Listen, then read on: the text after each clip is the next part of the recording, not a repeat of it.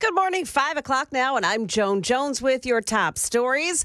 Well, something to look forward to later today. President-elect Donald Trump will formally announce that North Dakota Governor Doug Burgum will lead the Department of the Interior. He teased the upcoming announcement at Mar-a-Lago last night, saying that he looks forward to reducing regulation, waste, fraud, and inefficiency. Now, Burgum is a multimillionaire former software company CEO. He had been a candidate for the presidency, but dropped out last December.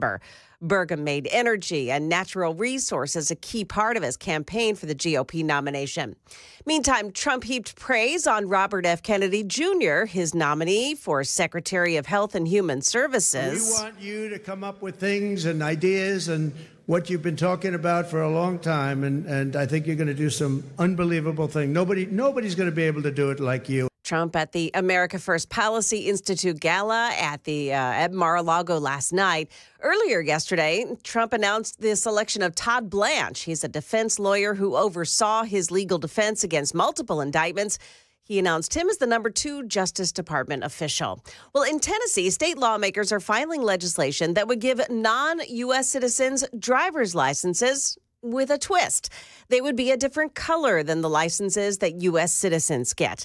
Immigration rights advocates, however, tell Channel 4 that would make immigrants feel like they don't belong and opens the door to harassment by law enforcement. It's confusing sometimes for law enforcement. It's confusing for employers who are hiring people with different immigration statuses, and it's confusing for the immigrants themselves. The bill was filed earlier this week. Market Numbers Report brought to you by Beacon Capital Management, online at beaconcm.com. Here's Michelle Franzen. Markets closing down today with a buying spree following the Trump election cooling off. The Dow closing down 207 points, the S&P dropping 36, and the Nasdaq falling 123 points. A cautious note from the Federal Reserve Chair today. Jerome Powell says the nation's top bank will likely cut its key interest rates slowly and deliberately. Wholesale prices are up again. It was revealed today. The Producer Price Index rising 0.2% from September to October. A 6-week-long climb in mortgage rates has come to an end. Mortgage buyer Freddie Mac says that the average rate on a 30-year mortgage slipped from 6.79 to 6.78%.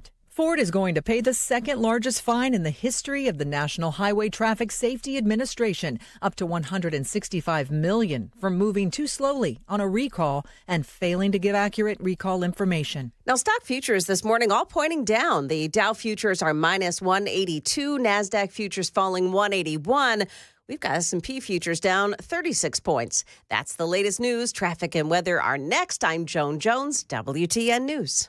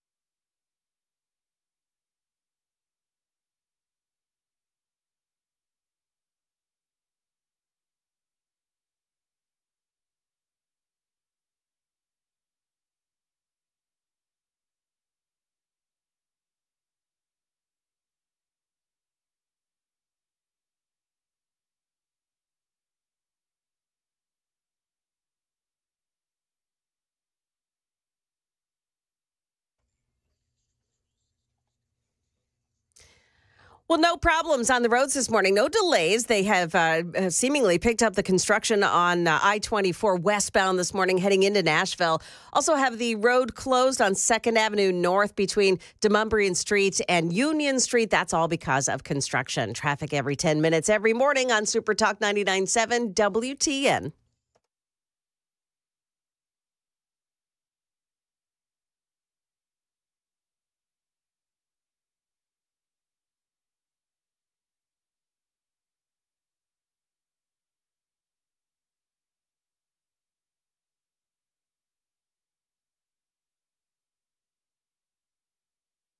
Information fueled, opinion driven. This is Nashville's Morning News with Dan Mandis. And so, my fellow Americans, we talk news. 5:06, Nashville's Morning News on Super Talk 99.7 WTN. Yes, it is Friday. I don't know about you. I agree with the Red Eye guys. I am so glad that it's Friday and appreciate you being here with us. Coming up at 5:35, I cannot wait to play this audio for Joan and Johnny and you. It is exactly why we love Pete Hegseth. And so look for that audio coming up here in about 30 minutes on Nashville's Morning News on Super Talk 99.7 WTN. President-elect Donald Trump puts RFK Jr. in charge of HHS, Health and Human Services. This was Donald Trump last night on the announcement. I guess if you like health and if you like people that live a long time, it's the most important position. RFK Jr. Bobby. And I just looked at the news reports. People like you, Bobby.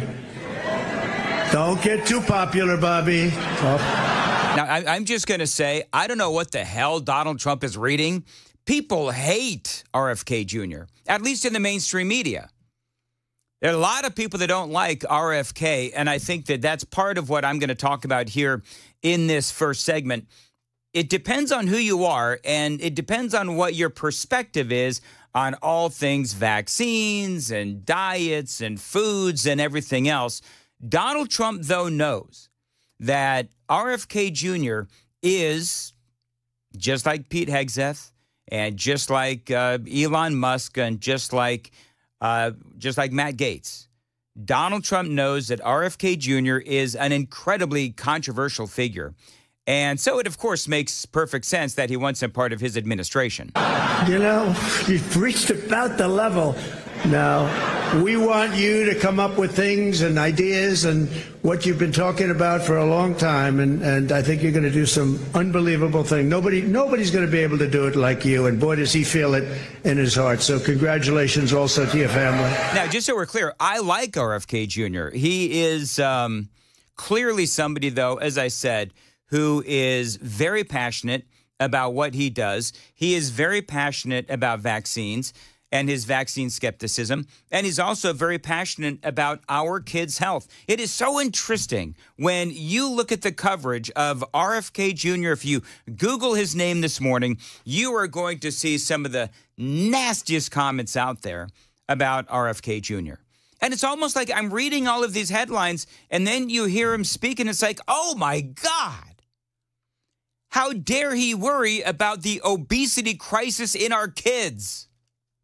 How dare he, right? This was RFK Jr. on the campaign trail. Again, he speaks a lot about vaccines and vaccine skepticism. He talks a lot about obesity in our kids. And it is a national crisis as far as obesity goes, specifically in our kids. And he wants to help solve that problem. I started working on this issue 19 years ago. And for 19 years, I have got every morning, without one exception, I have said a prayer to God to put me in a position where I could end the chronic disease epidemic.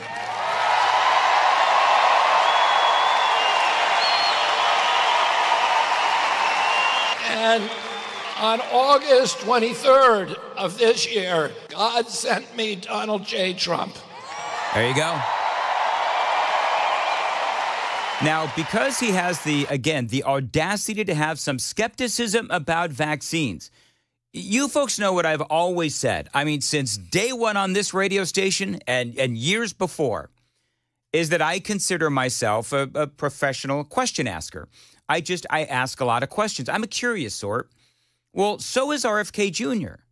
He's really smart. He's got a lot of skepticism, and there's nothing wrong with that.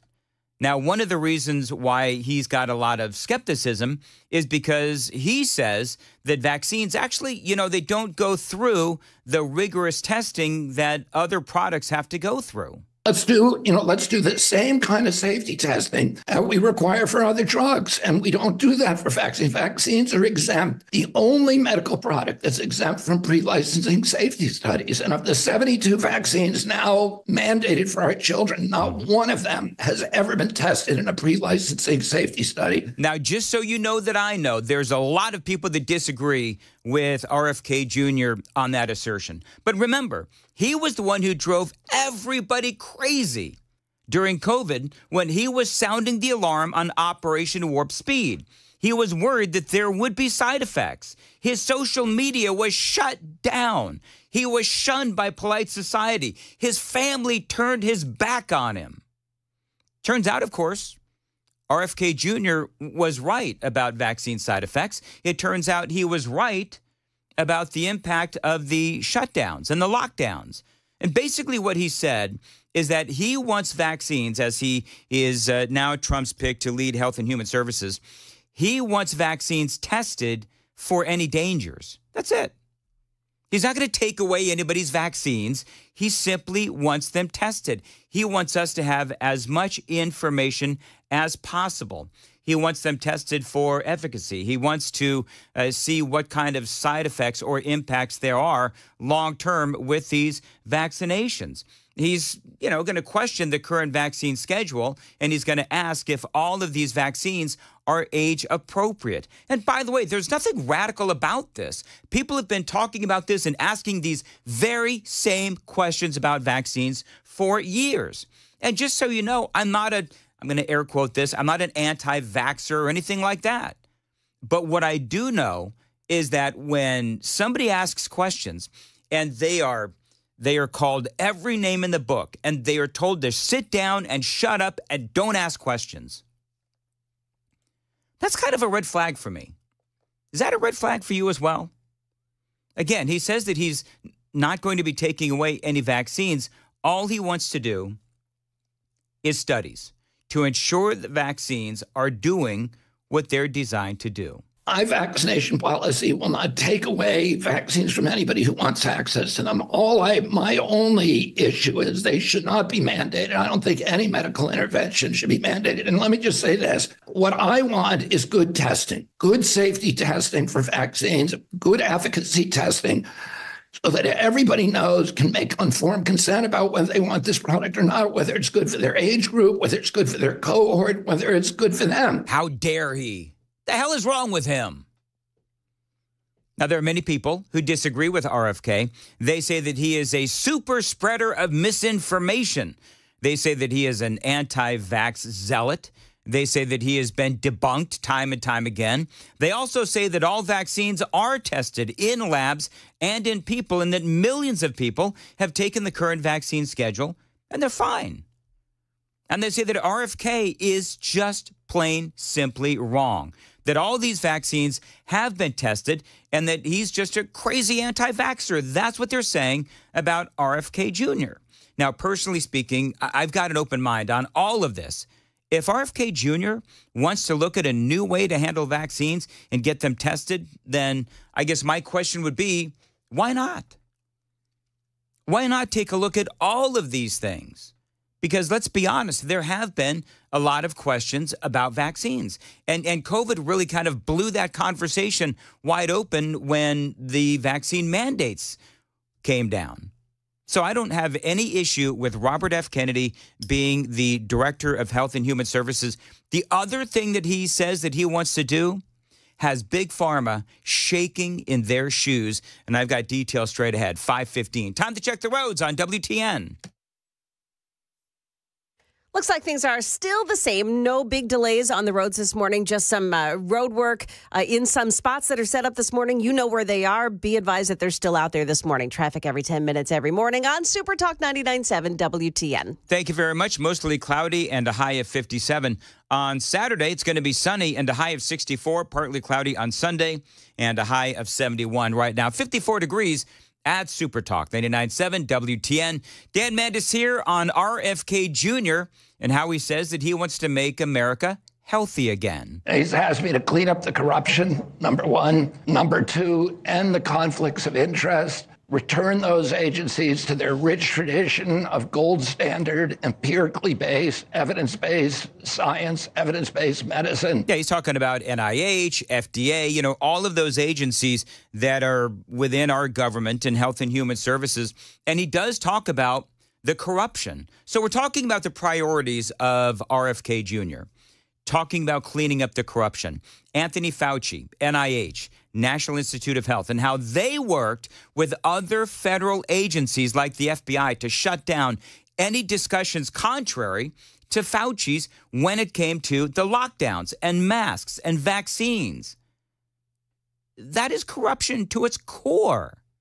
That was incredibly corrupt. Now, steps have already been taken to ensure that doesn't happen again, but it doesn't mean that we're all the way there. I believe that RFK Jr., when it comes to this corruption, he can help clean up that corruption. Also, you heard him mention conflicts of interest. This is important. There are various committees involved, and this is very weedy, but there's various committees that are involved in vaccine approval and testing. Now, the people on those committees within the federal government, within Health and Human Services and the FDA and NIH, they've been known to be involved with all of these pharmaceutical companies that are producing those vaccines. So they might have a financial interest in these vaccines getting approved and tested. There's also the revolving door between Big Pharma and all of these departments within Health and Human Services, within the FDA, within NIH. So the people involved in the production end, they have financial interests tied to their production and distribution. And also, again, they're involved in the testing as well and the approval on the government side. And this has been a problem for years. There was a report way back in 1999. They were trying to figure out how to clean up the conflict of interest. So, yeah, there's a lot of problems. And for the attacks of the media and Big Pharma on RFK, because he is basically he is screaming truth to power. Now, he admits that he's not a doctor. He admits that he's not a scientist. What he wants to do, he wants to take on that corruption. He's actually sued a lot of these agencies as an environmental justice attorney. My portfolio and my charge is going to be to end the corruption of those agencies and let them do real science again. And then not to impose my personal choices or beliefs on the American people, but give them information that they can make their beliefs. We're a free country. People ought to have a choice about their own health, and they ought to have the best knowledge. And we ought to be the healthiest country in the world.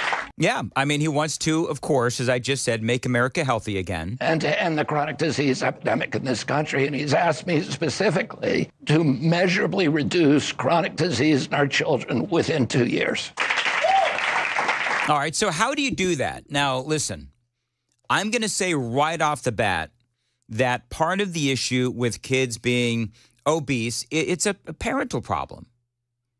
So just so you know that I know that when I see a 7-year-old walking through a hamburger stand with his Biggie fries and he's guzzling a Coke and he's obese, I understand that there are certain parental decisions that are made that lead to kids being obese. I understand that.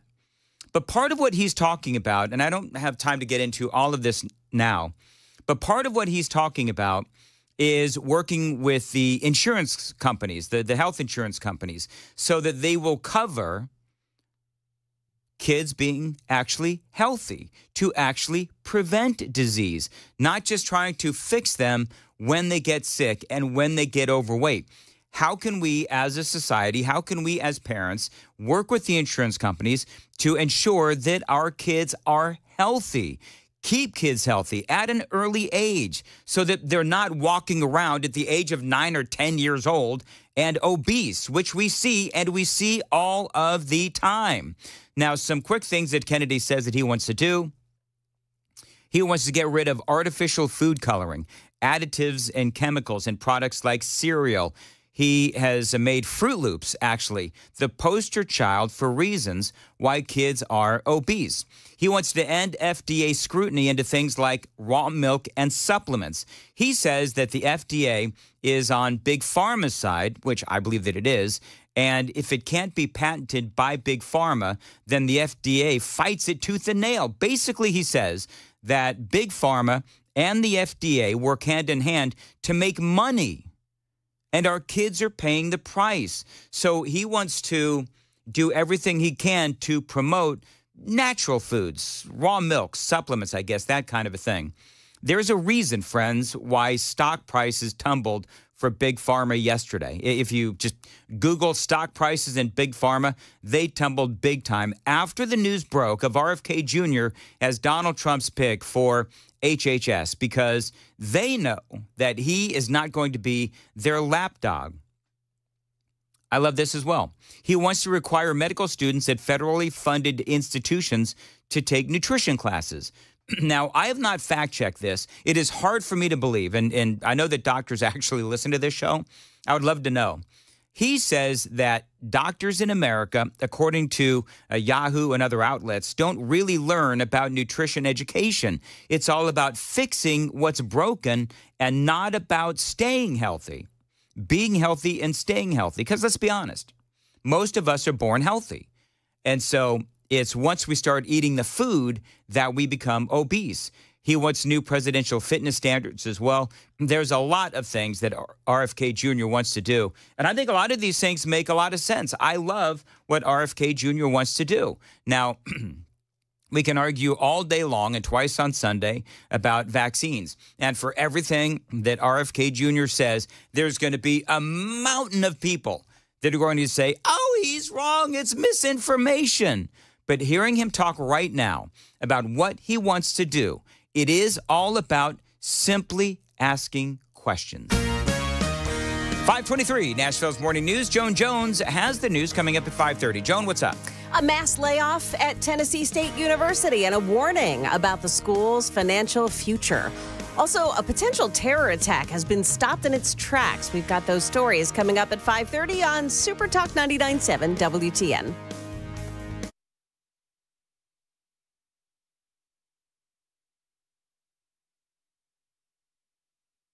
Did you know you're overpaying for your health and wellness products? With over 20 company-owned brands offering its members vitamins, supplements, wellness, and skincare products, you're able to save up to 70% off retail.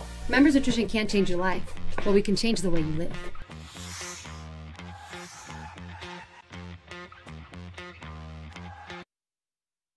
I started work in the early 60s, and Tennessee had a deer stalking program already in place going, primarily from Clarksville Base within the Fort Campbell area. From that area, a lot of deer were stalked in Middle and West Tennessee, and then later on, we started taking deer from those areas and stalking other areas. So it was a progression. It moved pretty fast. The deer sometimes were faster than the stalkers were. I bet that was pretty exciting, trying to trap those deer and move them and know that you're making a huge impact. Well, we wasn't all that confident. Oh, really?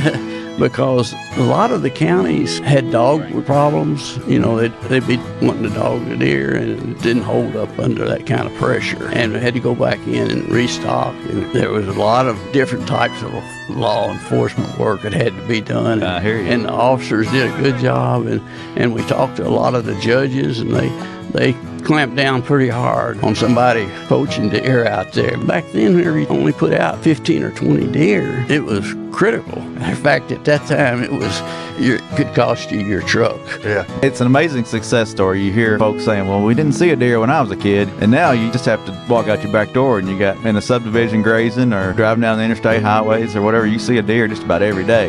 Yeah, sometimes I wonder if we're too efficient. Some folks say back in the good old days, but I don't know. Right now, hunting and fishing is really good.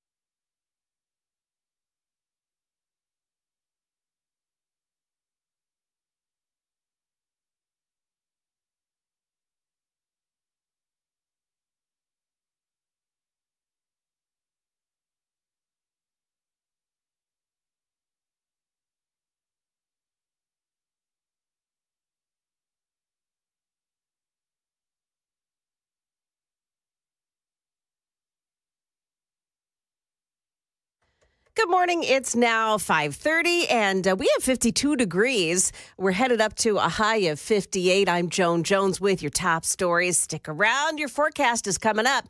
Tennessee State University has laid off 114 employees amid some financial turmoil. Comptroller Jason Mumpower says the state recently stepped in to help the university make payroll for the month of November, but the state won't continue to rescue the school. Previous administration and trustees have driven this university to a breaking point, and it is up to you to reorganize, reorient, and lead a rebirth of this university. Now, among the suggestions from Mumpower are cutting academic programs that don't have significant enrollment and the sale of the school's Avon building downtown, which he says could pull in roughly $40 to $50 million. A Texas man under arrest accused of plotting violent acts in the name of ISIS. Prosecutors say that he was scouting potential sites to target. FBI arresting Anas Saeed in Houston, accusing him of being an ISIS radical plotting a mass casualty terrorist attack on U.S. soil. Prosecutors claimed the 28-year-old Saeed was researching how to make an explosive belt and was scouting potential sites for targeting, including military recruitment facilities. Authorities say he was obsessed with ISIS, making and spreading videos that celebrated their cause, glorifying violence. ABC's Chief Justice Correspondent Pierre Thomas there. Market Numbers Report brought to you by Beacon Capital Management, online at beaconcm.com. Looks like the Trump trade is taking a rest. We've got Dow futures down 173 points. NASDAQ futures falling 159. S&P futures down 32 after stock market losses yesterday as well. That's the latest news, traffic, and weather. Next, I'm Joan Jones, WTN News. Thank you, Joan. 5:32, Nashville's Morning News. Dan Mandis here for my window company, Window Nation. They put new windows in my basement studio, my kitchen, and my bedroom. I love my windows, and I love Window Nation because they're helping to save my listeners a lot of money in the short term and the long term as well. You want new windows? Window Nation right now is offering you a huge deal, 50% off all their window styles, including double hung, bays, picture windows, and every other window imaginable. 50% off. You also pay nothing until 2025 and get 0% interest for 5 years. Now, these folks at Window Nation, they're truly experts in their field, and their installation teams have over 10 years of install experience. 96% of their installed windows require no follow-up service, and they can install in a day or less. And Window Nation offers a lifetime warranty. Now, remember that great deal. Any window, 50% off, and you pay nothing until 2025 and pay no interest for 5 full years. 866-90-NATION is the phone number. Tell them Dan told you to reach out. 866-90-NATION, windownation.com.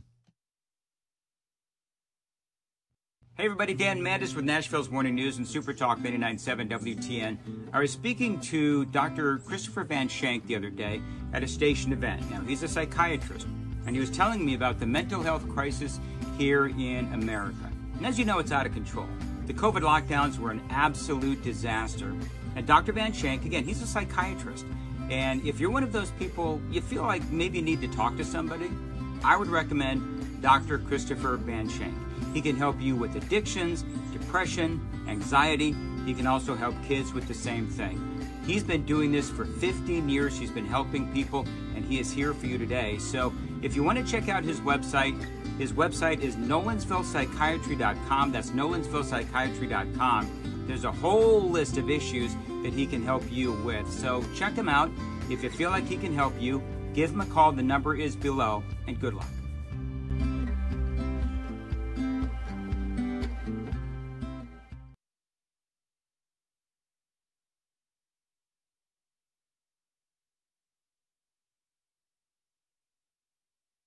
The guaranteed offer is the easiest way to sell your home. It's really simple. We bring you an all-cash offer. You close in as little as 21 days. No home inspections, no lock boxes, no open houses. Go to markspain.com to get a guaranteed offer and start packing.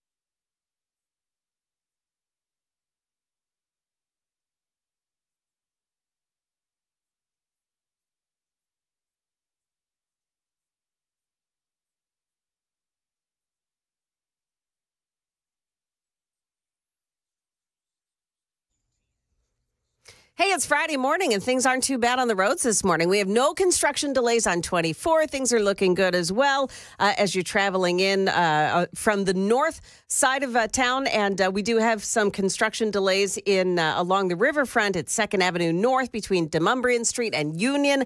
That is closed because of road construction. Traffic every 10 minutes every morning on Super Talk 99.7 WTN.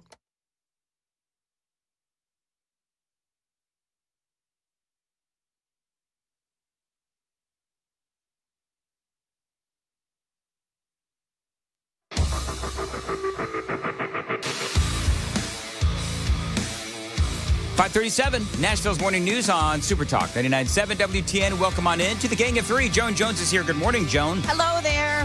Happy Friday. Yeah. See, I like Joan because she doesn't make fun of me when I say Happy Friday, like Ken Weaver used to do. Well, Ken told me not to make fun of you because you don't take it well. I don't know what talk show host Ken has been working with for the last 10 years, but that certainly is not me. No, that is not you. Friday! I actually like being made fun of. Do you really? I actually see it to a certain point. Yeah. Yeah, when it's not mean-spirited. Correct, Johnny, when it's not mean-spirited. Yeah. Speaking of which, and no, I'm not saying Brian Wilson is mean-spirited, but Brian's going to be here a little bit later on in the program at 8:06. That'll be good. Nice. Yeah.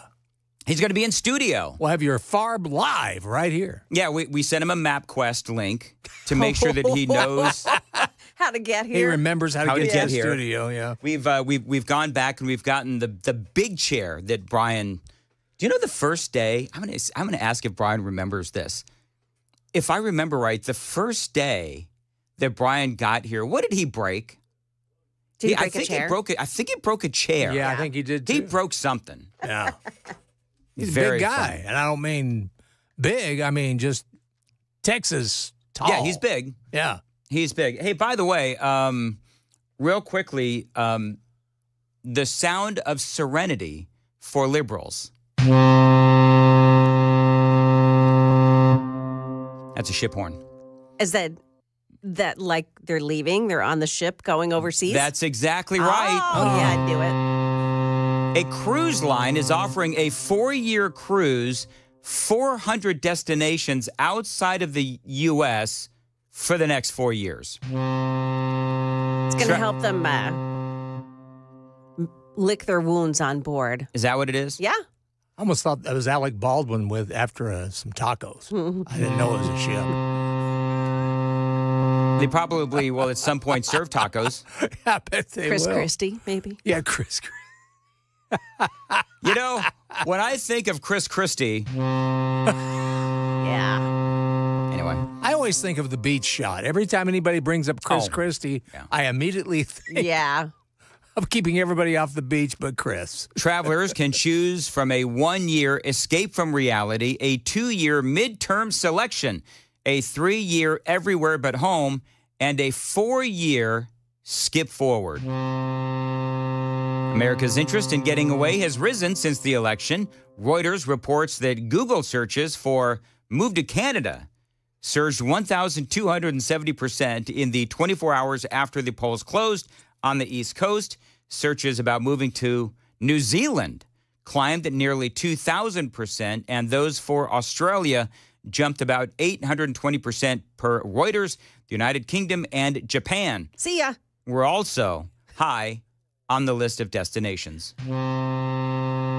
What if they come back after the 4 years and J.D. Vance is the next president? Exactly. You know, it's funny you ask, you say that, Joan, because I've got a funny. What if you could just fall asleep and wake up 4 years later? Are you distraught after the recent presidential election? Here at Don't Cry Cryo, we understand your pain, and we're here to help. Our expert team of cryogenic care providers can cryogenically freeze you until the Trump presidency has ended. No more crying, no more anxiety attacks, just blissful sleep until Trump is gone. When you awaken from your slumber, we'll even have a party ready and waiting for you. It will be like his presidency never even happened. It was all just a bad dream. As an added bonus, you can choose the Vance add-on package. We'll extend your sleep for an additional 4 years at a 50% discount in the event J.D. Vance wins the next presidential election. Everything will be okay. We're here to take care of you in your time of need. So remember, don't cry, cryo. So then they've got this woman, and she's going through the whole cryo process. And then 4 years later, in 2028, she wakes up on a spaceship. Where am I? Oh, please tell me it's over. Wait, something isn't right. This is your captain, Elon Musk. I want to be the first one to welcome you to Mars. Sorry, Donald Trump Jr. was just elected president, and he deported all Don't Cry Cryo customers to Mars. What the? So there you go. That's my comedy quotient for the day. Hope she brought her jacket. Mars is a little chilly. It is so. Do you know Riker? He is obsessed with Mars. Oh, really? He is like, I want to move to Mars. I want to move to the moon. I mean, it's just space. We need to get him hooked up with Elon then. Yeah. Sure. Then he can quit asking me questions about, hey, by the way, did you know? And then he just starts spewing a bunch of Mars facts at me. So, by the way, did you know? Did you know? Did you know? What's it going to be like when you have 2 kids in the house? Yeah. 2 kids. Because last night, I had a dream that Amy was pregnant. Nope. Yeah. Well, come on, I'm usually right about these things. I am usually right about these things. And in fact, in this dream, I reached out. She was sitting next to me, and I said, "Amy, would it be okay if I rubbed your belly?" And she let me rub her belly, and I could feel the baby. So I have to tell you, wow, you know what? This is like okay. Just for the record. If Amy got pregnant, hear the panic. I do. My voice is gonna go up. You remember was it Luke Skywalker and Darth Vader both had classic nose? Yeah. That's right along with where I am. If she got pregnant, I would absolutely be happy. I'd be happy. Of course. I'd be happy. That being said, I don't want any more kids. I got to get that damn snip. Anyway. Oh, you haven't gotten it yet. So this could happen. This could happen. I'm telling you, Dan, I'm usually right about these things. You got to stop, man, because I'm going into a weekend, and it's just like, you're ruining my weekend, if you know what I mean. No. I'm going to be all like, oh, no. So just think, Dan, when your child, when your child graduates, it's going to be like, honey. He'll be rolling the walker up the steps. That walker. It's like, honey, I'm sleeping upstairs. Joan had a dream. You're very funny, Joan. Come on, you got to ask her because I'm telling you. I'm telling you. Listen, we've talked about a number of things. To be perfectly honest, she knows that I don't want any more kids. Mm-hmm. Well, mistakes happen. But mistakes happen. Yes, they do. No, I shouldn't say mistakes because no kid is a mistake. True. Well, I was told I was one. I was not planned. Yes, unplanned is different than mistake. Happens, and they're loved anyway. Mm-hmm. But we've also talked about adopting. So but you won't have to now because Amy's pregnant. She's not pregnant. Yeah. Just stop it. Gonna have a little Mandis. And just think that child be younger than your grandchild. Wow. Oh, wow. What a rock and roll marriage you have, buddy. Oh, that would be so funny. You're Mick Jagger. My daughter would be like, Dad. I don't know, man. What is it? 50? Delicious. You know what? 56 years old. I could do it again. You could. I could. I'll babysit. Oh, would you, Joan? Oh, yeah. Maybe my future son can break your other arm somehow, like the dog. Anyway, moving right along. Don't wish bad things on me because you're pregnant. So there. So that explains the mood swings. Yeah, right? Oh my gosh. You having any hot flashes, anything like that? What was it that you've been craving lately? Actually, I don't want to. No, come on, go ahead, Dan. No, Amy has been awfully moody lately. That's all I'm going to say. She's been moody. But I think though that, what? I have that effect on women. Like women just automatically, the women that I'm with, whether it's girlfriends or wives, they get moody, and I'm beginning to think it's me. It's just Joan, women. do you get moody when you're It's just men. Oh, did you say it's just men or is this just women? No, it's just women. We get moody. Because you were a lot nicer when you were part-time. Whoa. Well, you hired me now, buddy. And now you're telling me my wife's pregnant. What the heck? I'm telling you, she is. Has she had any cravings lately? You know, she's eating an awful lot of Halloween candy. And that's all I'm going to say. Well, that's... Sugar's a thing. Yeah. Mm-hmm. Yeah. Yeah, but then again, so am I. Uh-oh. She doesn't want chocolate-covered pickles or No, anything nothing weird. like that. Joan, did you have cravings? I did. What was yours? I did. I had a thing for mint chocolate chip ice cream. Holy guacamole. I loved it.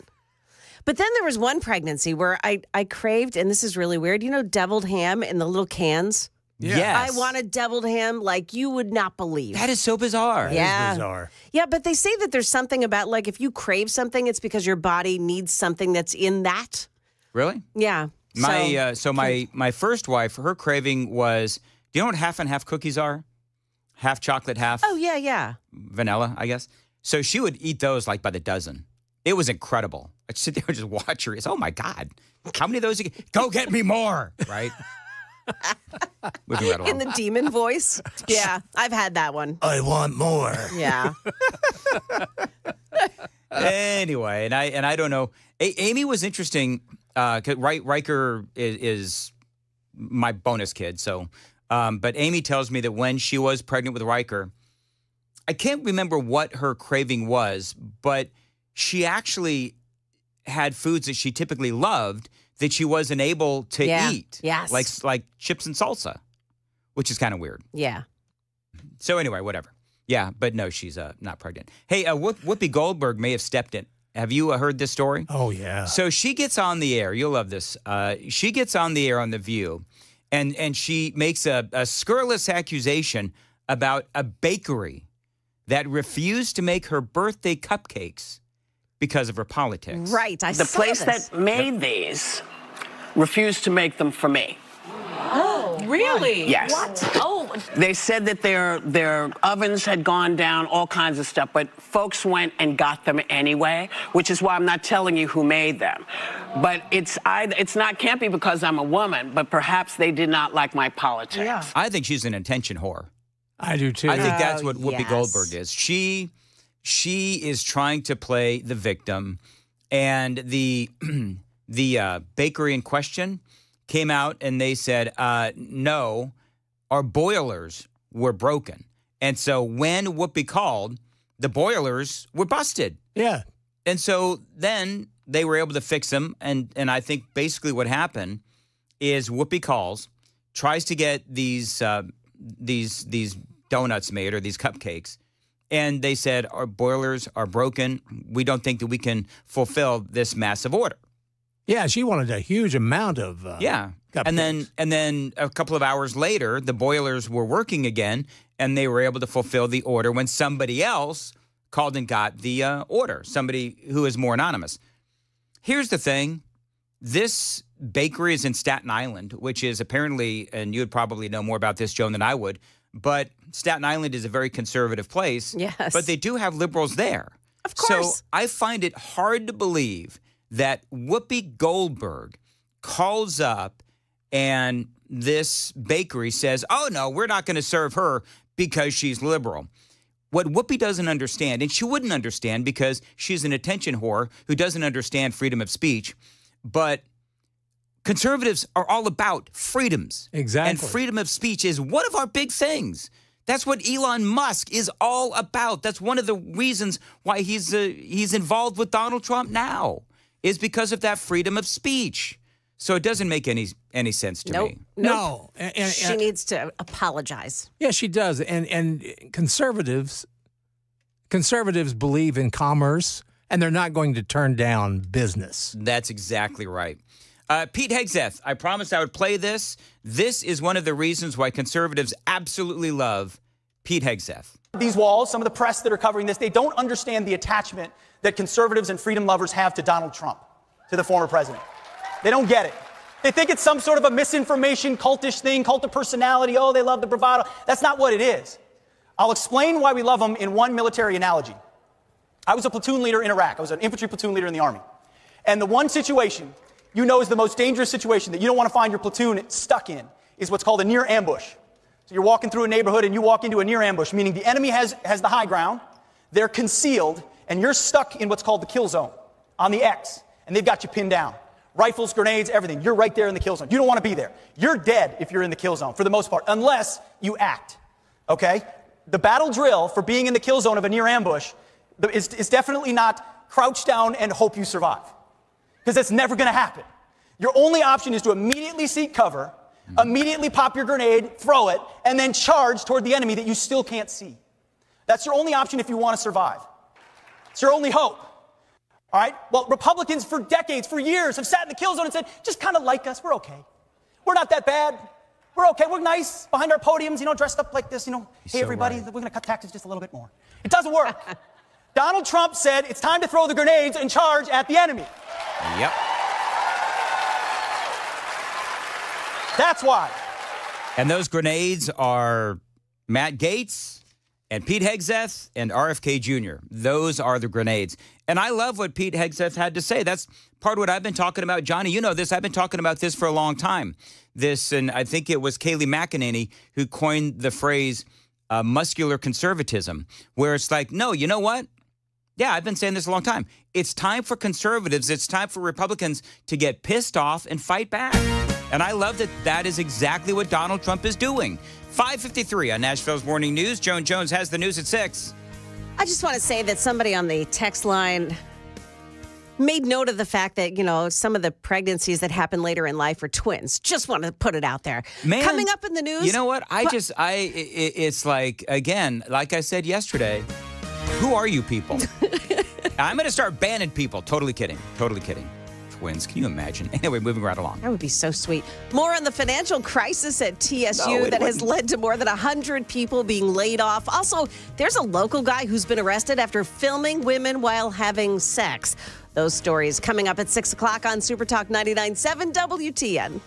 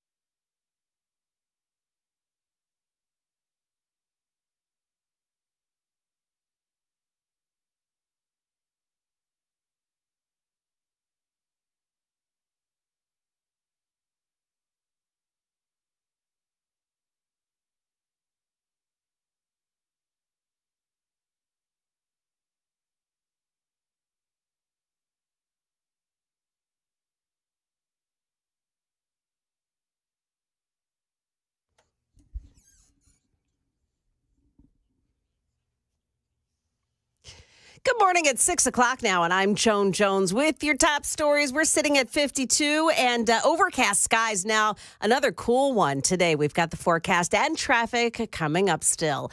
A financial crisis continues at TSU, where an action plan has been implemented to keep the doors open, and that includes trimming the workforce. 114 people have been laid off. Here's Channel 4's Dryden Quigley. The school says they're in this situation partially because the former president boosted enrollment by giving out scholarships that they weren't in the financial situation to give. The state would like the school to sell off its Avon building in downtown Nashville. That is extensive property in the heart of downtown Nashville, and it is very, very valuable property. I know there are multiple developers that would like to purchase that property. That's State Comptroller Jason Mumpower. A local man's facing charges related to recording women without their consent during sex. Metro Police say they've identified 4 victims, 2 of whom spoke exclusively to Channel 4's Laura Cantwell tells Channel 4 why she is coming forward. This man needs to be held accountable, both in the court of justice, but also in the court of public opinion. And it's important to me that he knows that I'm the one who's doing it to him. Police say 31-year-old Matthew Vollmer disguised a camera in an alarm clock. President-elect Trump is formally announcing that North Dakota Governor Doug Burgum will lead the Department of Interior. He teased the upcoming announcement at Mar-a-Lago last night. Now, Burgum is a multimillionaire former software company CEO who had been a candidate for the presidency but dropped out last December. Burgum made energy and natural resources a key part of his campaign. Market Numbers Report now brought to you by Beacon Capital Management, online at beaconcm.com. Here's Jim Ryan. The post-election rally showed signs of fizzling Thursday. The Dow Jones lost 207 points to close at 43,751. The S&P and NASDAQ composite each gave up about 0.6%. Yes, more interest rates are coming. No, they won't be quick. Federal Reserve Chair Jerome Powell said yesterday in Dallas that while inflation has stabilized, it remains above the target of 2%. The final policy meeting of the year is in just over a month. Despite several rate cuts from the Fed, credit card interest rates are still averaging just over 20%. That has helped to push Americans' collective credit card debt to a record high, about $1.2 trillion. And the world's largest producer of olive oil says the drought and extreme weather that have gripped Europe appear to be drawing to a close. As a result, good news for cooks. The price of olive oil is expected to fall by just over half in the coming months from its all-time high. ABC's Jim Ryan there. We could see more losses after the opening bell. We've got the Dow futures down 177, NASDAQ futures minus 164, and the S&P futures are down 32. That's the latest news, traffic, and weather next. I'm Joan Jones, WTN News.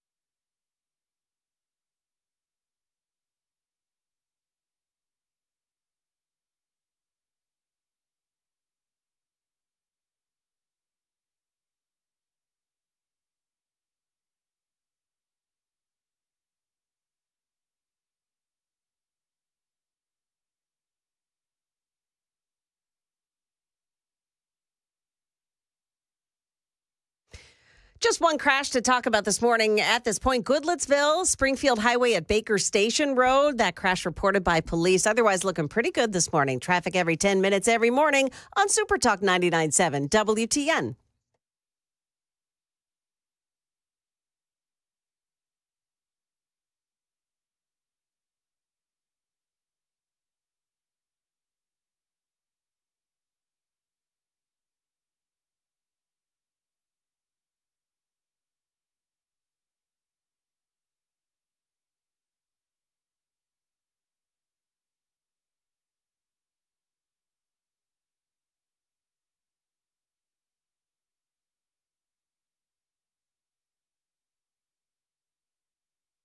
Information fueled, opinion driven. This is Nashville's Morning News with Dan Mandis. And so, my fellow Americans, we talk news. 6:06, Nashville's Morning News on Super Talk 99.7 WTN. Good morning to your friends, along with Joan Jones, Johnny B, Dan Mandis here. How are you?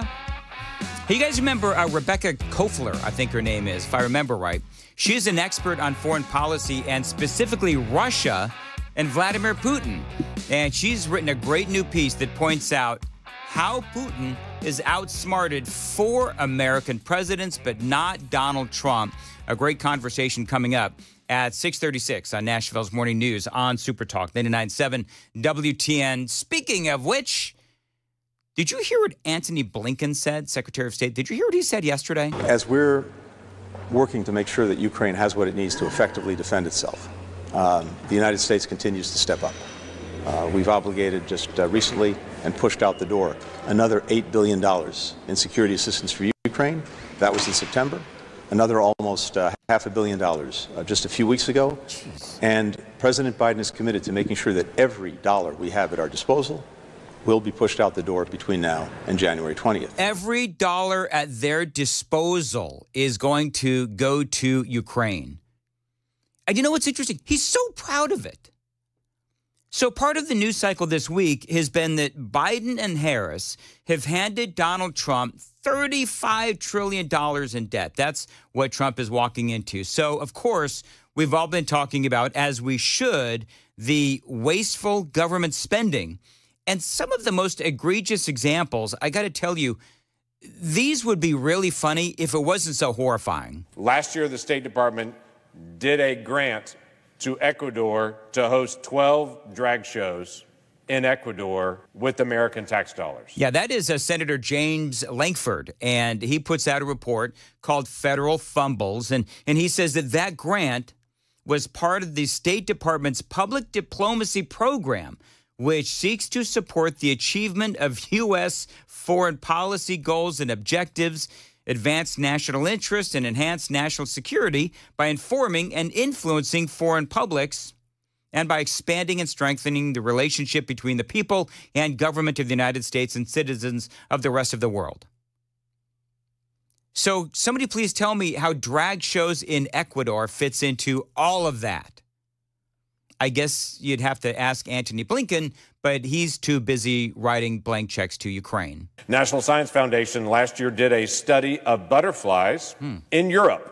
So we funded with American taxpayer dollars a butterfly study in Germany where we paid a Swedish scientist to study butterflies in Germany. So, here's the thing. I like to find out, and I've said this 1,000 times before, I've like to know the reasoning behind these studies. Like, what's the point? Now, I could not find any justification for drag shows in Ecuador, and I couldn't find any justification online. Maybe if somebody could tell me, what was the justification for this butterfly study in Germany? Maybe somebody can tell me, because I don't know. And I Googled it. I used all the different search engines. Cannot find any justification for this.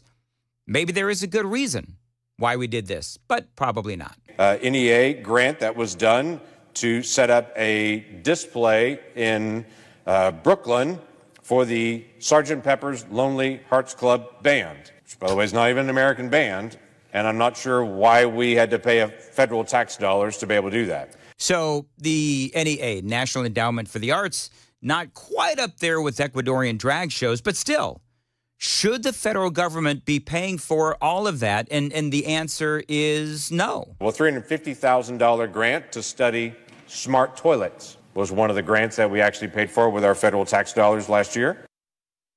All right, now smart toilets I find actually kind of interesting in a weird kind of way. So part of what these smart toilets do is that they can capture and read your waste and tell you if you're healthy or not. Maybe. Although that does seem like a private sector thing to me, but at least that's what smart toilets are for. But again, $900 billion is what Rand Paul found in his waste report. So you have, the federal fumble made by Senator Langford. You've got Senator Rand Paul and his waste report as well, which last time we checked, it was $900 billion in waste. And when you start drilling down into that waste, some of these things, no matter what they tell us, there's no way that you can justify some of these expenditures. Colonial Mexican soundscapes. Now, I'm sure colonial Mexican soundscapes are fascinating, but we paid for a researcher to travel to Mexico and then to be able to write a series about the sounds of colonial Mexico and how they could be used to be able to influence communities. Wow. We've already influenced Mexico big time, by the way. We have illegals pouring through Mexico and coming from Mexico. So part of me is I'm sitting here and I'm thinking about these soundscapes of Mexico, colonial Mexico at that. And I do wonder if this study could somehow influence them to stop coming to America or stop allowing China to manufacture drugs in Mexico and then coming across our wide open border. No? All right, how about this one? We, last year, did a study on helmets and seatbelts in Ghana to be able to study whether seatbelts and helmets were effective for saving lives in Ghana. Seriously? Can I just go ahead and answer that question for free? Seatbelts and helmets are a good idea. They save lives. Mm-hmm. By the way, Ghana's in Africa, in case you didn't know. There's another one, a study in Missouri. It's called Yoko Ono. Yes, Yoko Ono Men's Piece. It's a simple white room where shattered cups and saucers are placed on a table and participants are asked to mend the fragments together using common household items like twine, glue, scissors, and tape. And the resulting works are displayed on nearby shelves as evidence of the power of collective action. What? Again, I'm not opposed to fixing broken saucers in a public place and displaying them. All I'm asking is, why did Oklahomans work overtime last year to pay their tax bill to fund doing the Yoko Ono White Room where people fixed broken saucers? I wonder if the saucers broke while they were playing Yoko Ono's music. Just asking. Then there's this one from Paris, France. If you like traveling to Paris and you go to a butcher shop in Paris, you may be fascinated to know. Since the 13th century, apparently butchers in Paris have come up with their own private language. It's like a super secret private language among butchers in Paris. Fascinating for the French to study, but unfortunately, the American taxpayers paid for a study of French butchers' private language for fear that it is diminishing and fading away. Again, why in the world would we do that? What possible justification is there? We also did an interview project that was almost $200,000 in Ghana to interview taxi cab drivers and truck drivers to ask them about how difficult driving has become with climate change. I mean, let me tell you something. The more you listen to these, the more infuriating it is, or the more comical it is. Now, there's always going to be people out, these people, right? Either the Never Trumpers, the Never Trumper Republicans and so forth. And they'll come in and they'll say, well, when Donald Trump was president, and they'll go through some of these same things. This is not a left versus right issue. No, this is a Washington, D.C. swamp issue where they simply don't care about your taxpayer dollars and being a good steward of our money that they, in my opinion, steal from us and use it for these kind of absurd reasons. And so at the very least, Trump is trying to do something about it now in his second term. Details straight ahead. 6:15 on Nashville's Morning News. Time to check the roads on WTN.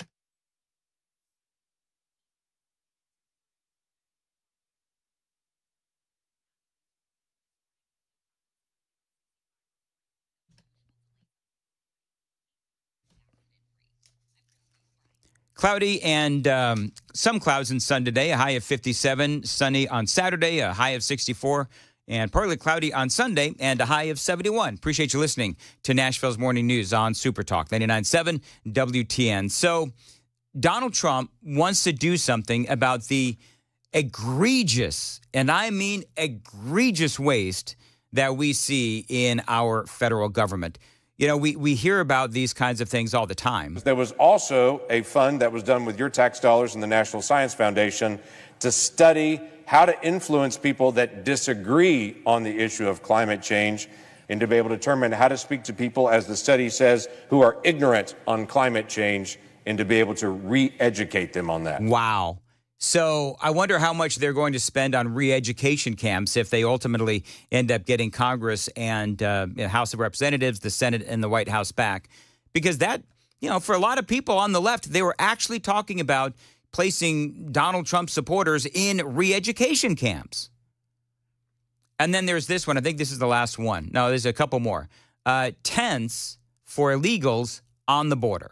Last year, we also spent $991 million on soft-sided facilities, those are called tents, along our border in Mexico. Now, best estimates on this, there's about 2 million people illegally crossed the border last year. So if you run the numbers on it, we spent somewhere around $500 a person on the tent facility they were processed through just to travel across the border. And you know, it's interesting because as Langford is bringing all of this up, and by the way, we spend millions and billions of dollars on illegal aliens. And so that is just a drop in the bucket. Same. Ridiculous. But as Langford is bringing all of this up, he does point out, like we do here on talk radio all the time, that our representatives in Washington, D.C., they'll sit here and they'll tell us, oh, the government, the media does this too, oh, the government's going to shut down if we don't pass a budget or this omnibus bill or these extensions. But nobody knows what the hell we're spending the money on. We did a multi-thousand-page omnibus bill at the end of last year that literally no one had read. No one. There were no committee hearings in the Senate on appropriations at all last year. And trillions of dollars were spent, and no one knows what they were spent for. I mean, look, Nancy Pelosi, let's pass it, and then we'll figure out what's in it. So the other day I told you the overall Rand Paul found in that pork report, $900 billion I just mentioned. Elon Musk is firing up the crowd about, of all things, government efficiency. Your money is being wasted, and the Department of Government Efficiency is going to fix that. You go, Elon. We're going to get the government off your back and out of your pocketbook.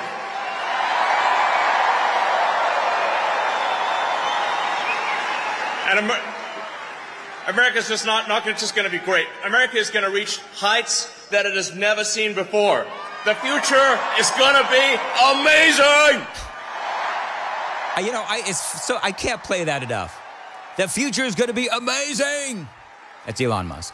We'll have to see if they're able to actually do some of that, you know, cut a lot of that waste. But you know what? If there's two people, and this is what I said the other day, I covered this on, I think, Tuesday or Wednesday, where you got the media and they're just laughing at this notion, really just sanctimonious and arrogant. They're laughing. Oh, my God, Elon Musk and Vivek Ramaswamy, really? They think that they're going to be able to cut government waste? Listen, at least they're trying. And you're talking about two people. I love how you have all of these, news anchors on like MSNBC and CNN and so forth while they still have their jobs.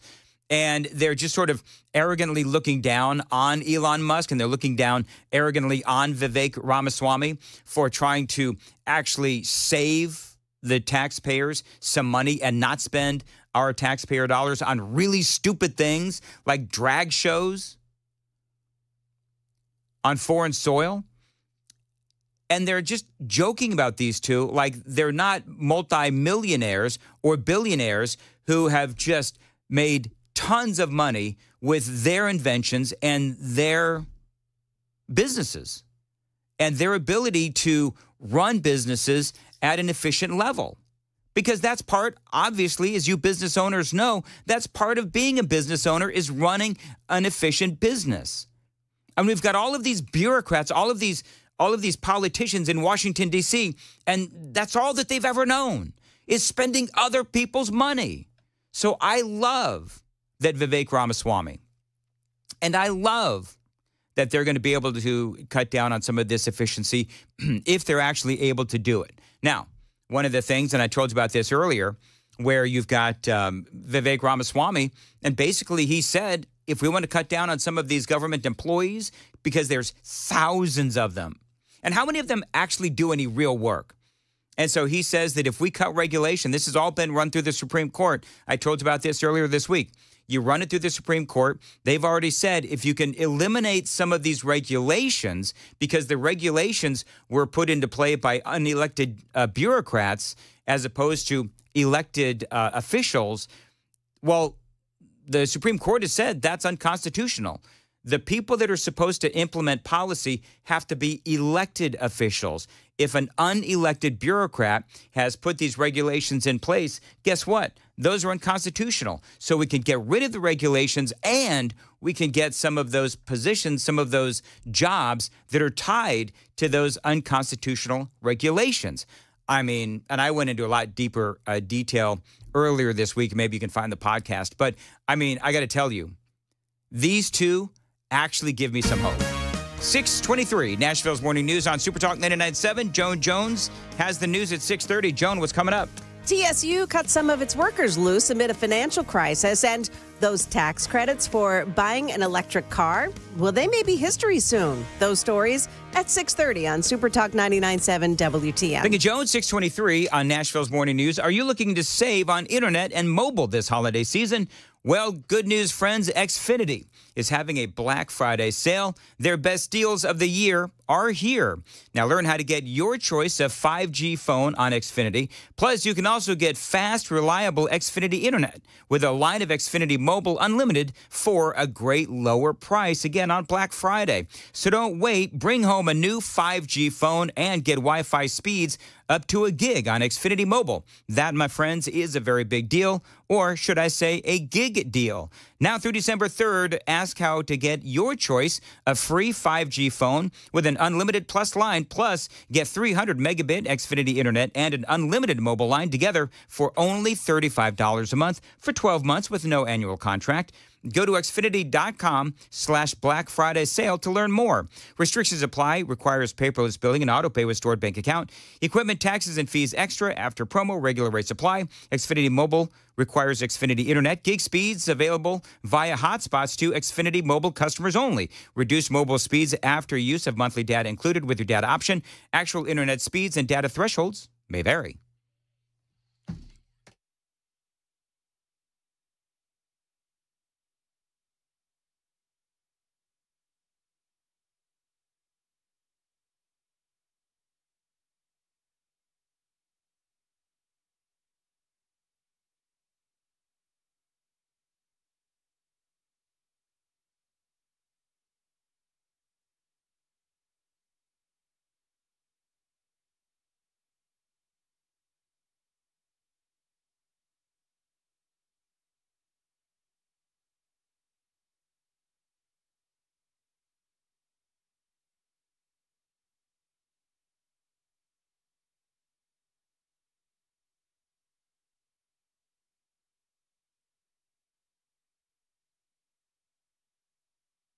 Did you know you're overpaying for your health and wellness products? With over 20 company-owned brands offering its members vitamins, supplements, wellness, and skincare products, you're able to save up to 70% off retail. Members Nutrition can't change your life, but we can change the way you live.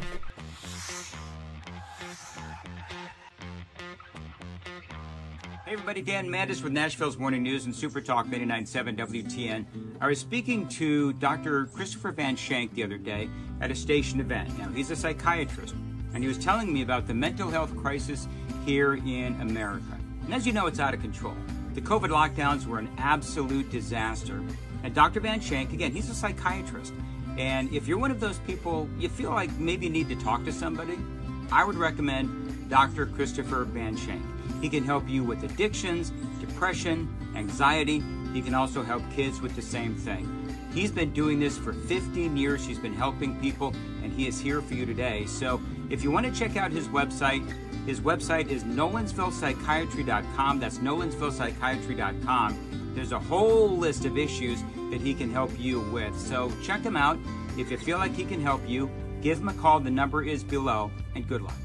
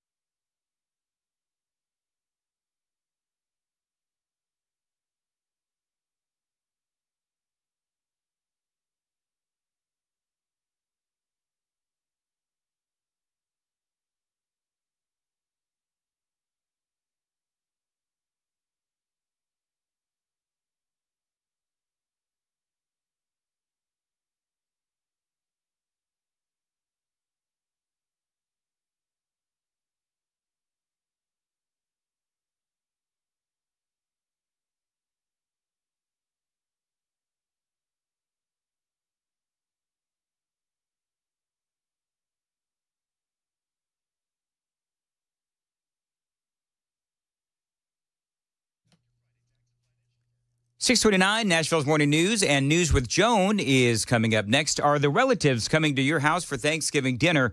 If so, let Busy Bee help you by ensuring that your home is in-law and relative ready. Now, Busy Bee has a limited number of 14 SEER 1 and 1.5 to 3 ton split heat pumps for only $69.95.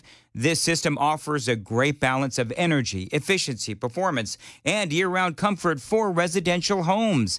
How about $750 off of an upright tanked water heater with circulation kit or a free package upgrade for air duct cleaning? Busy Bee Plumbing, Heating, and Cooling, they're always looking for ways to save you money, especially if you're a Beehive member like me. Now, if you are a Beehive member, then they're going to give you a free Beehive membership so you can turn around and give it to your in-laws. Again, you've already got to be a Beehive member to qualify. This is a great deal. What they're doing at Busy Bee Plumbing, Heating, and Cooling, they're bringing families together the Busy Bee way with Busy Bee Plumbing, Heating, and Cooling for satisfaction guaranteed. Call them. Tell them Dan told you to reach out. Your Root Pro partner, 615-775-7833, 615-775-7833, busybeehvac.com.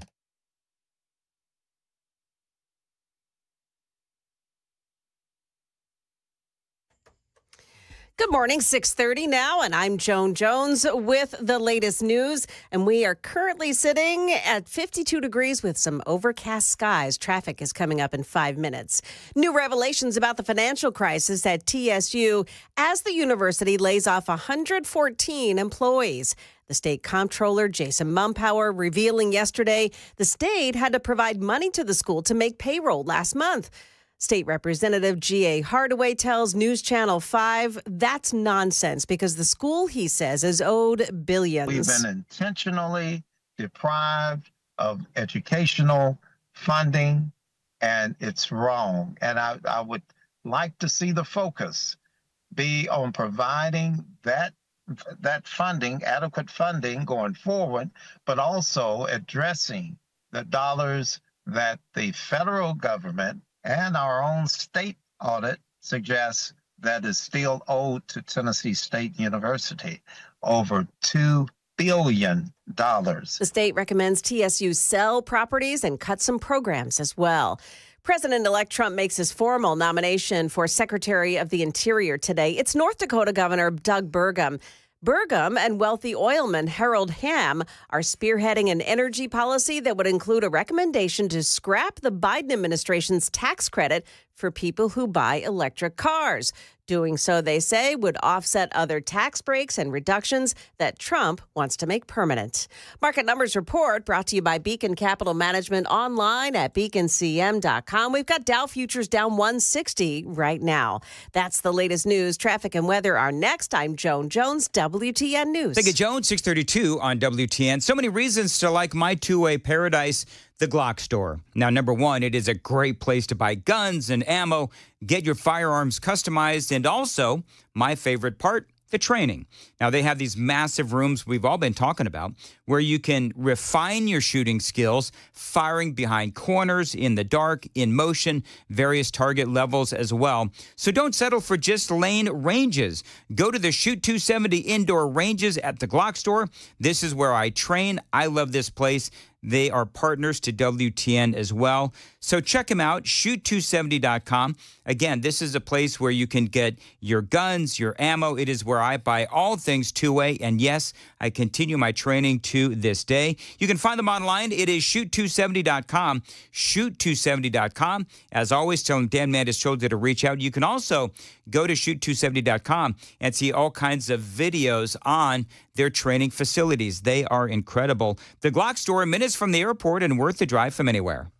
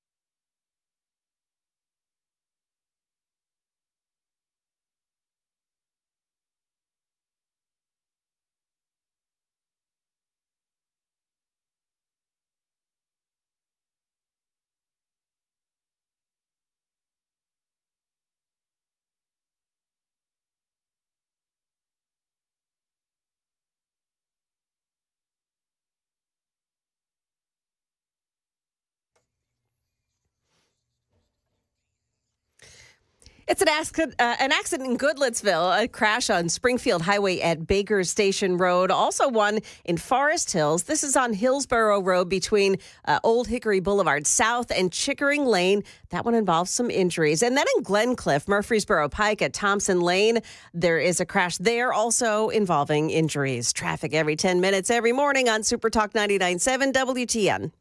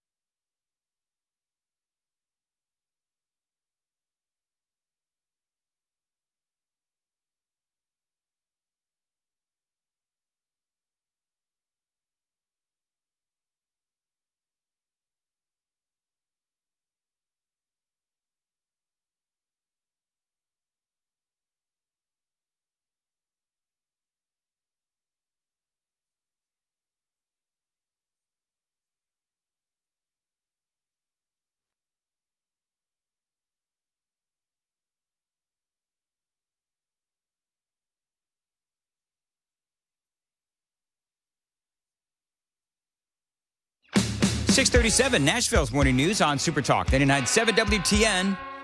Welcome on into a Friday. Hope you're doing well. And man, do we have a lot to talk about in the next 25 minutes. As we're working to make sure that Ukraine has what it needs to effectively defend itself, the United States continues to step up. We've obligated just recently and pushed out the door another $8 billion in security assistance for Ukraine. That was in September. Another almost $500 million just a few weeks ago. And President Biden is committed to making sure that every dollar we have at our disposal will be pushed out the door between now and January 20th. Every dollar at our disposal is going to be pushed to Ukraine. I want to get to the opinion of Rebecca Koffler. Now, Rebecca has been on the air with us before. She's an expert in all things foreign policy and specifically Vladimir Putin. And Rebecca, you just wrote an opinion piece for Fox News, and I think it's a great one. The headline, Trump's Playbook, how Vladimir Putin outsmarted 4 U.S. presidents, then was outplayed by the Donald. Rebecca, welcome into Nashville's Morning News. Talk about how Vladimir Putin was able to outsmart and outmaneuver 4 previous presidents before Donald Trump took office. Sure. Well, Dan, remember who Putin actually is. He is a former, with former, of course, being in quotes, KGB officer. What did he do in Germany? He was posted in Eastern Germany recruiting spies, people who would betray their own country and work for the Russian KGB, stealing secrets for his own government and selling them to the Russians. It requires a special tradecraft, so Putin is trained in that. And I'm going to quote to you Putin, who actually revealed the type of spycraft that he uses, that he was trained on. And it's pure psychology. It's ability to communicate with people, with a wide range of individuals, from journalists and scientists to politicians and rank and file citizens. Putin said, it is important to establish a dialogue and activate the best in your partner. You want to achieve results, you want to respect your partner, and you want to acknowledge that he's better than you in some way. You must make him your ally, make him feel that he's something that unites you, you have in common cause. And that is what Putin has been doing when he manipulated 4 US presidents, Bill Clinton, Barack Obama, George W. Bush, and of course, Joe Biden. But Donald Trump outplayed him at his own game. Talk about the lessons that Donald Trump learned in his first term in office in dealing with Vladimir Putin, and how can he apply those lessons to a second term? Yes, of course, as every U.S. president, President Trump started thinking that he can have a reset with Putin. And it's understandable. Russia has the largest nuclear arsenal in the world. And so we need to be friendly with them, but we cannot be ever friends with Russia just because ideologically the United States and Russia are diametrically opposed for various reasons. And I described it in my book, Putin's Playbook, Russia's Secret Plan to Defeat America, that is going to be updated in March. A new version is coming out in March. Well, once President Trump received those top secret and above briefings that I also, had the honor and the privilege to create when I served in the Defense Intelligence Agency as a top official for the Russian target. President Trump quickly realized it was impossible, and he started using Putin's playbook on him. What does that mean? He started displaying respect to Putin, right? Because that's what Putin responds positively to. Now, President Trump was attacked for that, but he knew what he was doing. He needed to predispose Putin favorably to his policies, to U.S. goals, not to Russian goals. He wanted to make Putin seem like he is his ally, because that's how you manipulate the guy. And that's what he's going to do when he's going to negotiate on the Ukraine deal. Now, Trump is a natural negotiator. He's a specialist in communicating with people. Remember, when he was talking to, he was actually pressed by this Bloomberg journalist. Well, did you talk with Putin even if after you left office? Trump didn't acknowledge that, but he said, look, if I did, it's actually a good thing. Of course it's a good thing, because when you talk to your adversary, you feel them out. What are his weak spots? What are his hot buttons? How do you actually play this person? And that's what Trump is going to do. He's a talented businessman. I mean, you don't become the owner of pretty much an empire, real estate empire, without having both a business skill and an ability to communicate with people, to make it sound like you have a win-win situation, but then you have a great deal. He's going to make a great deal for America. And he described his abilities and the art of the deal. And that's what he's going to do. It's a gift to Ukraine, even though a lot of the leftists attack President Trump. It's just simply because they don't understand how Putin thinks, and they don't understand how Trump works these dictators. We're going to be in great shape during his second term. Well, it's almost like, I mean, to hear you describe this, it's basically charming your enemies and keeping your enemies close, right? It's like frenemies kind of a thing. And so Absolutely. And part of that has to be, you're right, with Donald Trump being a natural negotiator, this is something that is unique to Donald Trump, because oftentimes in Washington, D.C., there's not a lot of negotiation, if you will. There's just a lot of do it my way or the highway kind of stuff. Coming up, I'm going to ask you about Antony Blinken, all this money that we're sending to Ukraine, and what is knowing what you know about Ukraine, knowing what you know about Russia, what can Donald Trump do on day one to stop all this? Got to check the roads, though. It's raining here in Nashville. 6:45 on WTN. Time to check the roads.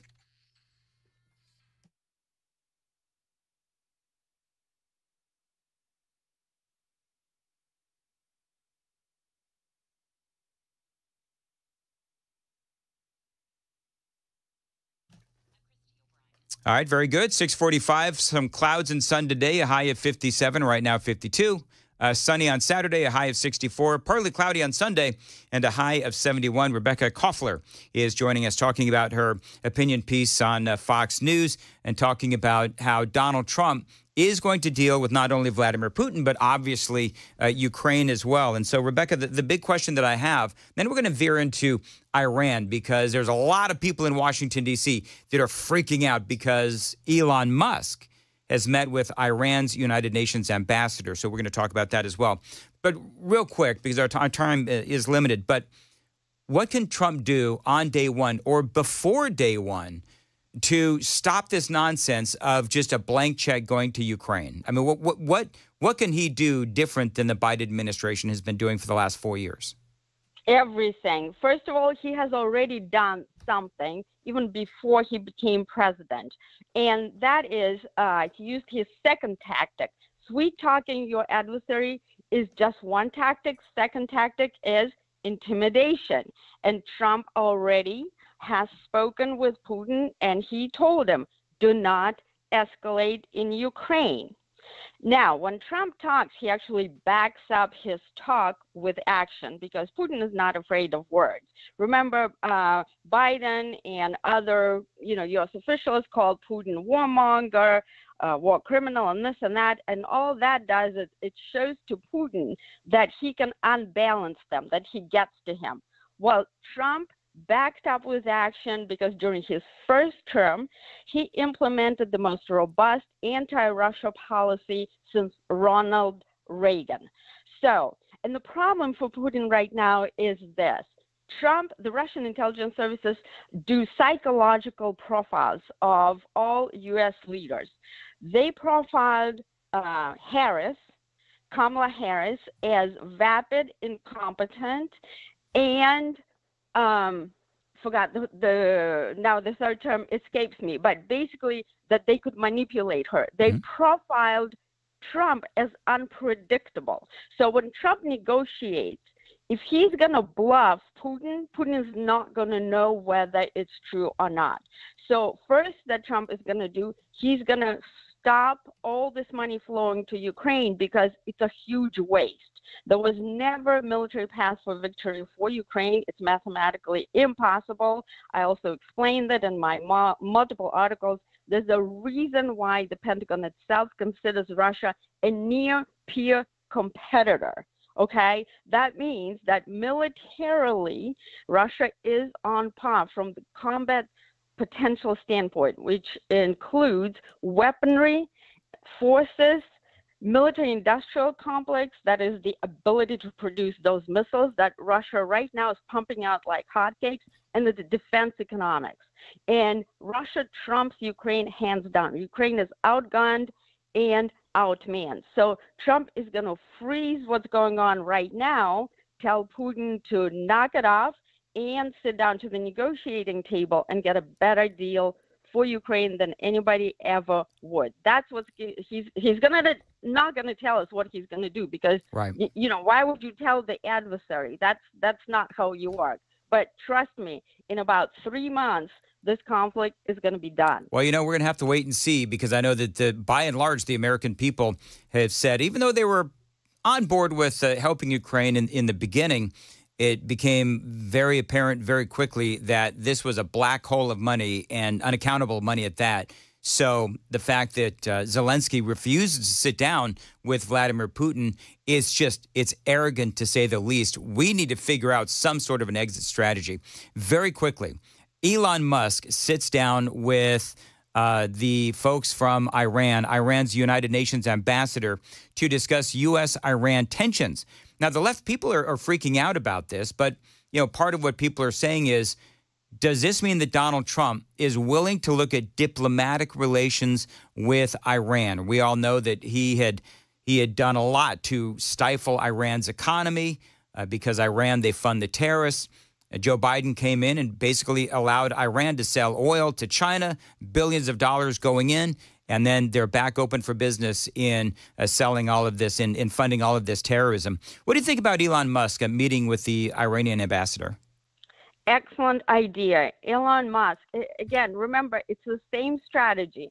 You sweet talk your adversary, making him think you have something in common with them, that you want to do a diplomatic solution. You talk, but then you carry a very, very sharp stick. And that's what Trump is going to do. And he told us he did that during, like you just said, during the first term. He starved Iran economically. Yep. They were not able to produce military capability to attack Israel. That's why they never attacked Israel during Trump's term. Okay, so Musk is another very, very strong person. He is highly competent in terms of technology, and he is going to signal to the Ayatollahs what we can do to them if they don't play ball. Look, we can obliterate Iran today if you if we wanted to, and not necessarily kinetically, but also non-kinetically. Remember what we did with Stuxnet. That was a joint clandestine operation by Israelis and American intelligence. We basically, without firing a missile, we dismantled and turned back some of the nuclear capabilities that Iran had.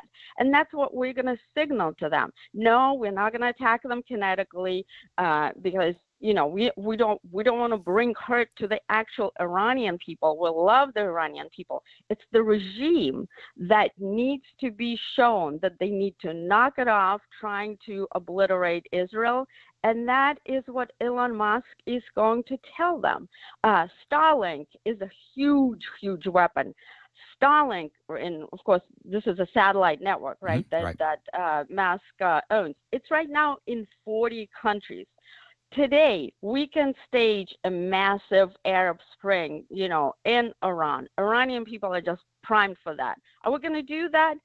Well, hopefully not, but it depends. It depends on how the Ayatollahs react. Listen, it almost feels like, Rebecca, with Iran, the ball is in Donald Trump's court. He could destroy that country with sanctions. I mean, he could. I mean, we could militarily strike them, but we don't want to do that, as you said, with the Iranian people. There's a lot to talk about. I've got 30 seconds left. Can you tell me your opinion on Marco Rubio for Secretary of State in 30 seconds? Excellent choice. Marco Rubio is very polished. He is a hawk. He's America first person, but at the same time, he understands that America needs to support our allies, such as Israel, such as NATO, and it needs to defeat our adversaries, not necessarily kinetically, but with all instrument of power, and that includes military, economic, diplomatic, and informational. And with him at the helm, we are in the best position to play chess, to play global chess the way that Putin does it, instead of just doing, you know, throwing out weaponry at the problem that never solves the issue. Remember, in Afghanistan, we spent 20 years, $2.2 trillion, and sacrificed 6,000 lives. And that's the same policy they are applying now in Ukraine, and it's a bottomless pit. Well, it's time to change that, and Marco Rubio is the guy to do it. All right, Rebecca, thank you very much. Rebecca Koffler. And by the way, I posted her great article, her opinion piece with Fox News. Went ahead and posted that on my X feed at Dan Mandis Show. 6:53. Joan, what's coming up? A stabbing at a bus stop in South Nashville this morning. Also, 114 employees at TSU are looking for a new job today. Those stories at 7 o'clock on Super Talk 99.7 WTN. Big news for my friends at DT McCall's. If you've been thinking about buying a gun safe, but you've been putting it off, now is your time, because gun safes are sales tax free right now at DT McCall's. It is hunting season, so be sure that you're keeping your gun safe when you're not in the tree stand with a Liberty gun safe from my friends at DT McCall's. They are the largest Liberty safe dealer here in the state of Tennessee. Why? Well, they provide free delivery and free setup. Other places going to charge you $500 at least for delivery and setup in bigger models, $300 for smaller models. But at DT McCall & Sons, they deliver every safe for free every time, period. No setup charge either. 5 locations across Middle Tennessee: Carthage, Cookeville, Lebanon, Lafayette, Franklin. Always online. DTMcCalls.com.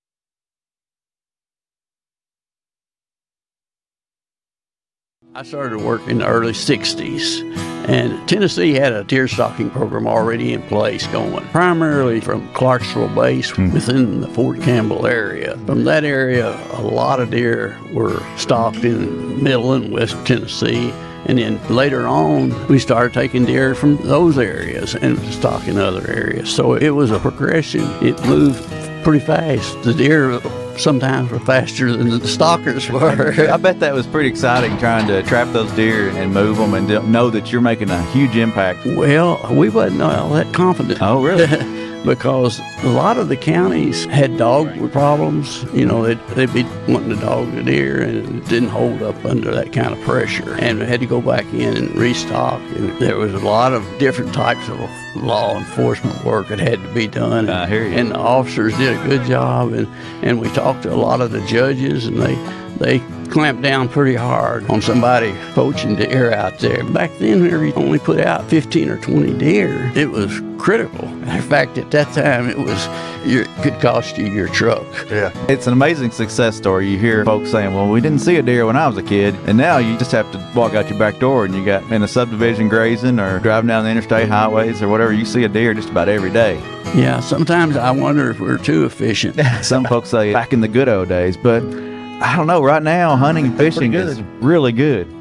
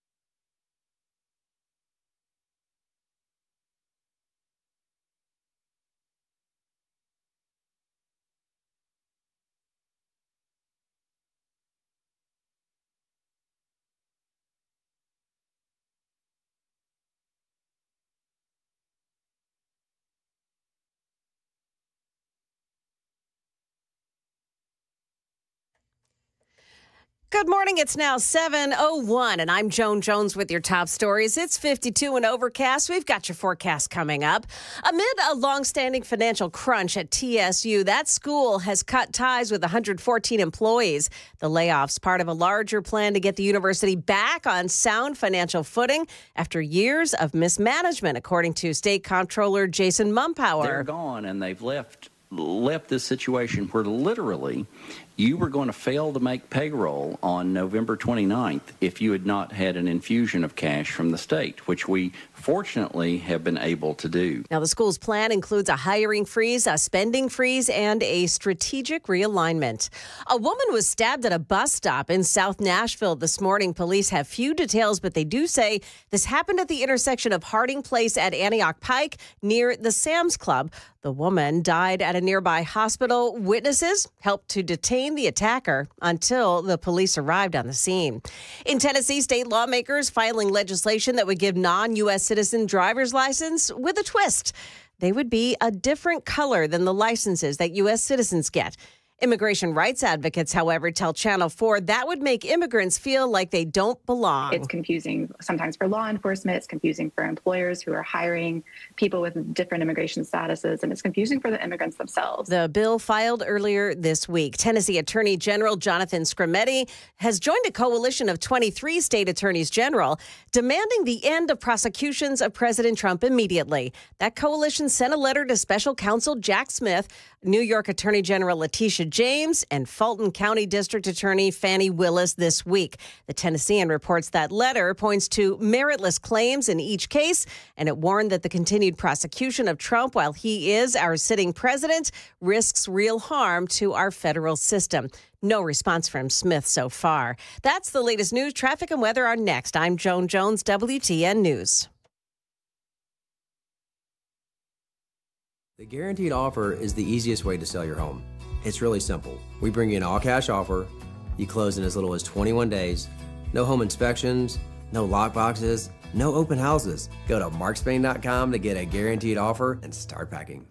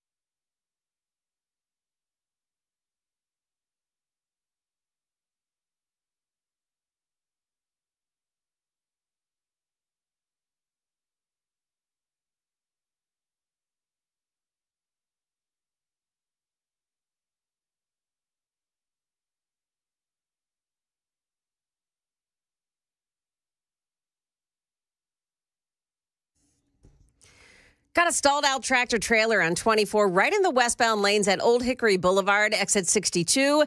And that's right in the center lane. So traffic is stop and go from exit 64 up to exit 62. Got a crash involving injuries, Murfreesboro Pike at Thompson Lane in Glencliff. And then in Forest Hills, Hillsborough Pike at Chickering Lane, there is another crash reported. Traffic every 10 minutes every morning on Super Talk 99.7 WTN.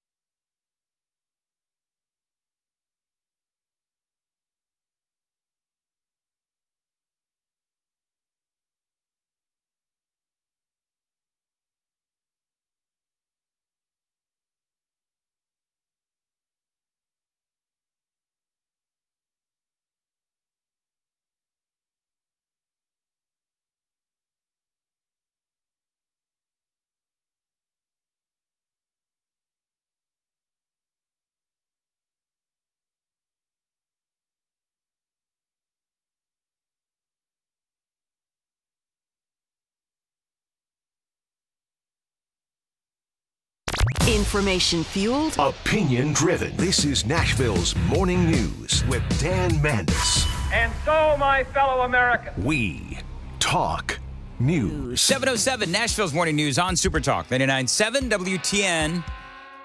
Coming up at 7:35, Scott Sapicki is going to join us. He, of course, heavily involved in our state's education. And Donald Trump, as you know, he wants to abolish the Department of Education at the federal level. And so Scott's going to join us. He's going to talk about how that will not only be executed here in the state of Tennessee, but the impact on your kids as well. It's going to be at 7:35, Nashville's Morning News. Can somebody explain to me this? Aaron sent this to me, and I'm dumbfounded. The U.S. National Institute of Health spent $592,000 to explore why chimpanzees throw feces. I've always wondered that. Have you wondered that? Is it worth $592,000, Johnny? No, I don't believe so. Here's what I want to know, and this is what drives me nuts. So why do they? Like, you spent all that money. Can somebody please tell me why they throw feces?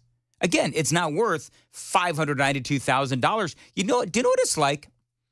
It seems like people in the government, it's like they just get stoned and they start talking about weird things that they always wanted to know, and they throw thousands of dollars at it. That's what it seems like. Yeah, because it's not their money. It's taxpayer money. DOGE, D-O-G-E, the Department of Government Deficiency. And so there is a lot going on with that, and I find it very funny. So they didn't discover why they do. They just spent the money on it. Apparently not. Huh. Apparently not. Earlier, I was talking about all of the examples that we have regarding the wasteful spending. And, of course, everybody's using the Ecuadorian drag shows as the ultimate example about how we put a lot of money. Let me just play this real quick, and then I'm going to get on to other things. But this is Senator James Lankford. Last year, the State Department did a grant to Ecuador to host 12 drag shows in Ecuador with American tax dollars. I mean, inquiring minds want to know, why in the world did we pay for that? And that's one of the reasons why you've got people that are really excited about Elon Musk, and I was talking about this earlier, Elon Musk and Vivek Ramaswamy going after a lot of this insane, absolutely insane spending. And I believe, personally, that they're going to be able to do it. One of the things, I'm going to replay that real quick. Earlier in the broadcast, but a lot of new people have joined us now. Earlier in the broadcast, I played this audio of Pete Hegseth, and he is up for defense secretary, as you know. And there's great audio about why the American people like Donald Trump. This is Pete Hegseth. These walls, some of the press that are covering this, they don't understand the attachment that conservatives and freedom lovers have to Donald Trump, to the former president. They don't get it. They think it's some sort of a misinformation, cultish thing, cult of personality. Oh, they love the bravado. That's not what it is. I'll explain why we love him in one military analogy. I was a platoon leader in Iraq. I was an infantry platoon leader in the Army. And the one situation you know is the most dangerous situation that you don't want to find your platoon stuck in is what's called a near ambush. So you're walking through a neighborhood and you walk into a near ambush, meaning the enemy has the high ground, they're concealed, and you're stuck in what's called the kill zone on the X, and they've got you pinned down. Rifles, grenades, everything. You're right there in the kill zone. You don't want to be there. You're dead if you're in the kill zone, for the most part, unless you act, okay? The battle drill for being in the kill zone of a near ambush is definitely not crouch down and hope you survive. Mm-hmm. Because that's never going to happen. Your only option is to immediately seek cover, immediately pop your grenade, throw it, and then charge toward the enemy that you still can't see. That's your only option if you want to survive. It's your only hope. All right? Well, Republicans for decades, for years, have sat in the kill zone and said, just kind of like us. We're okay. We're not that bad. We're okay. We're nice behind our podiums, dressed up like this, hey, everybody, we're going to cut taxes just a little bit more. It doesn't work. Donald Trump said it's time to throw the grenades and charge at the enemy. That's why. I love that. And you know what? That is basically what Elon Musk is. That is what Pete Hegseth is. That's what RFK Jr. is they're those grenades. Matt Gaetz for Attorney General. Oh, my Lord, that was not a hand grenade. That was a nuclear bomb dropped into the middle of Washington, D.C. And I think that that's huge. Some people love it, some people don't. But here's the bottom line is that the American people want change. That's what the American people want. The American people want change. And President Trump last night punctuated his point when he talked about RFK Jr. as he is wanting him to be in charge of HHS. I guess if you like health and if you like people that live a long time, it's the most important position. RFK Jr. Bobby. And I just looked at the news reports. People like you, Bobby. Don't get too popular, Bobby. Oh, you know, you've reached about the level. Now, we want you to come up with things and ideas and what you've been talking about for a long time, and I think you're going to do some unbelievable thing. Nobody's going to be able to do it like you, and boy, does he feel it in his heart. So congratulations also to your family. It is interesting, the president-elect saying that RFK Jr. is really popular. I don't know how popular he is. I think more people hate RFK Jr. than like RFK Jr., especially in Washington, D.C., and the media. They don't like him whatsoever. But